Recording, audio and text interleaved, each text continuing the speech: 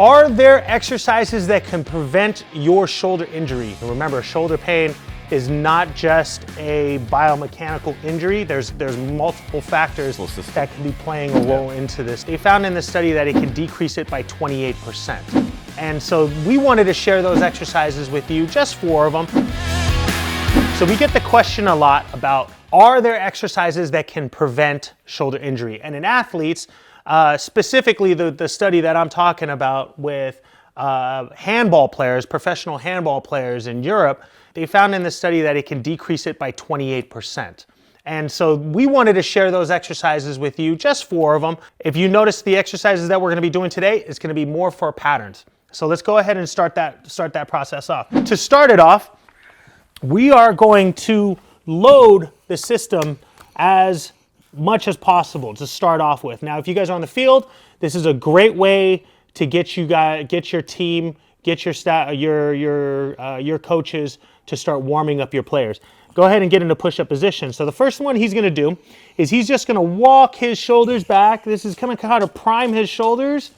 He's going to work on some strength, and you're going to walk it back up, and then he's going to drop down, do a push-up, come right back up. And then let's do that one more time. Now, they found in the study, if you do this 3 times a week, that you can reduce shoulder injury by 28%. That's a pretty significant number, especially for athletes that are throwing and using their shoulders a lot. Now, can you do this in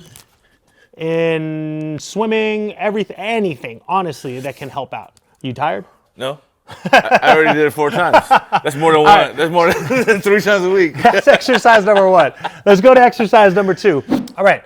So the next exercise that we're going to do is more of a thoracic mobility, and it's in combination. Like I said before, if we're going to be working with the shoulder, we want to think of it in more of a pattern. We don't want to just separate the shoulder from the rest of the body. The shoulder blade and the GH joint, it's an area that transfers force. Much like the lower hips and the lower back, the shoulder does the same thing for the axial skeleton, for the main part of the body. And so what John's going to do here is he's just going to work on some thoracic mobility here. He's going to get into a similar stretch of the world's greatest stretch. You're going to hold this ball into his right hand with his left leg forward. Now the outside hand here is going to work on rotating up towards the ceiling. He's just going to work on rotation, and then he's going to work right back down. 1, back up, rotate, rotate, rotate. 2, right back down. 3, up.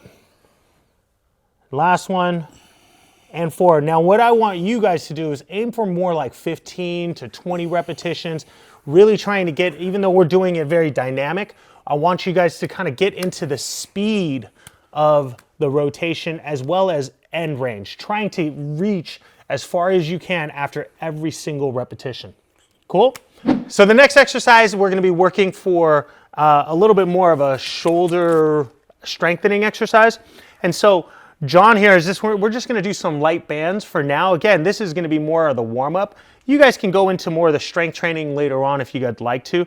But one of the things that he does, he's just going to hold it down for me while I reach up, do a shoulder press, keep my arms straight. Now I'm in a Y position here, not necessarily all the way straight up above my head. I'm in a Y, and I'm going to do a shoulder press, and then right back down.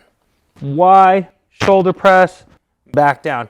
And we're going to do, again, 15 repetitions to 20 repetitions of this just to warm up my shoulder. If I wanted to go into more of a strength and conditioning program, this is something that you guys can start picking up the strength training, add more resistance, add a higher band or a heavier band, so on and so forth. Same thing with the greatest stretch, the rotations for the thoracic spine.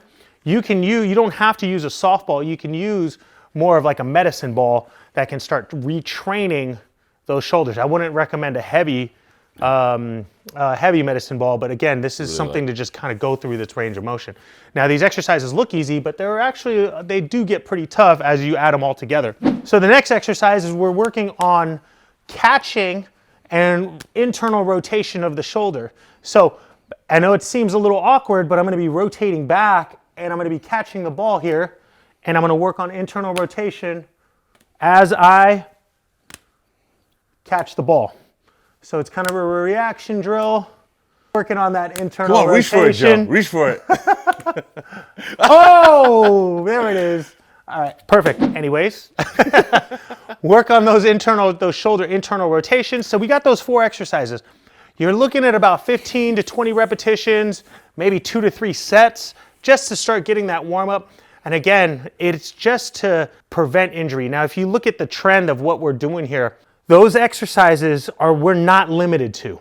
If we work on strength exercises, if we work on mobility of our thoracic spine, and in past videos, we've talked about how the shoulder plays a role into the pattern of things that we do, which is rib cage mobility, thoracic mobility, shoulder. They all play a role and they work together. They don't work individually with each other. So when we're working on some strength exercises, when we're working on mobility exercises, we want to think of the pattern. We want to think of everything working together as a unit, and that's what's going to start saving your shoulder, and we can simply prevent injury in those ways. Remember, shoulder pain is not just a biomechanical injury. There's multiple factors that can be playing a role into your injuries. So we want to make sure that we try to do as best we can from the biomechanical side, and strengthening exercises. Yeah. You gotta treat it like a system. Right? Exactly. A lot of times we do like an isolation exercise, which is okay, but remember, when you're using it on athletic sports, you're not just isolating the shoulder. It's a full system. Exactly. When you're utilizing the shoulder. Perfect.